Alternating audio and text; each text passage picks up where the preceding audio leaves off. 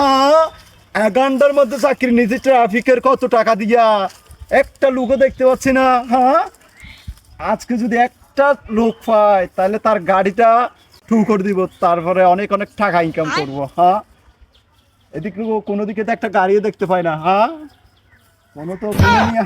কোনো হালার ভর্ত গাড়ি নিয়ে আইয়ে না। আজকে যদি আজকে ঘন্টা রাস্তার মধ্যে তারে আজকে টু করে দেবো, কমপক্ষে 5,000 টাকা নিব। মহাকাল একটা আসতেছে, মনে হয় এই দেশের না বাইরের। আমি ওখানটা ট্রাফিক পুলিশের এখন একজন সদস্য, যেই হোক তারে টু করে দিব, তার কাছ থেকে আমি টাকা আদায় করবো এখন। হেলমেট কই? আমি তো বাংলাদেশ থেকে আইছি। বাংলাদেশ থেকে আইছো? এটা উগান্ডা, এখানে বাংলাদেশের কথা চলে না, বুঝছিস? দেখি তো গাড়ি তো পুরন।